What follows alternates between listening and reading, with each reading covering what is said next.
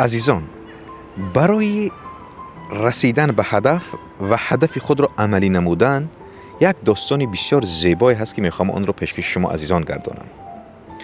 نقل میکنند که یک روز حضرت مولانا شاگردان خود را جمع میکنند و به آنها اشاره میکنند که ما امروز به خاطر یک درس را فهمیدن ما باید به صحرا رویم و در آن صحرا یک چاهکنی هست که چاه‌ها کنده است و ما باید کار او را از نزدیک ببینیم.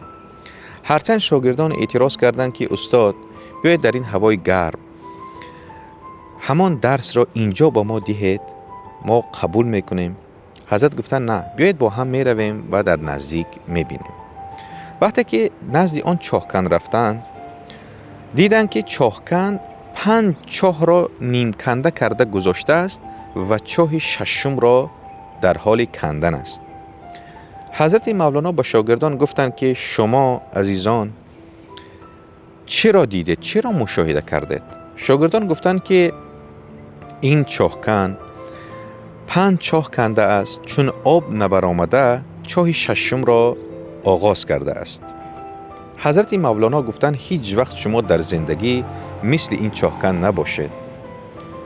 اگر این چاهکن آن قوه خود را که برای 5 چاهی پیشی که کنده است اگر همین آن را جمع کرده در یک چاه صرف میکرد حتما آب میبرآمد.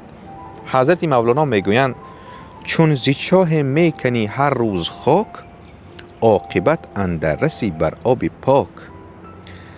به نقل این داستان عزیزان چی گفتن میخواهم؟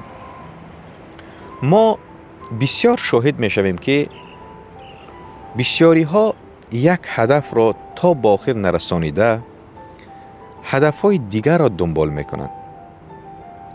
اگر ما این پند مولانا را بپذیریم حاصل این می شود که بهترین است که ما یک هدف را با تمام قوا و تلاش خود به پایان رسانیم و دنبال هدفی بعدی گردیم. یعنی همه قوه خود را روی یک هدف تمرکز کنیم. اگر داستان به شما پسند افتاده باشد و اگر شما هم در زندگی این گونه اشتباه کرده باشید لطفاً در کامنت نویسید تا اینکه ما هم از تجربه شما آگاه شویم. با مرکز خرد بمانید تا بهترین ها را بشنوید.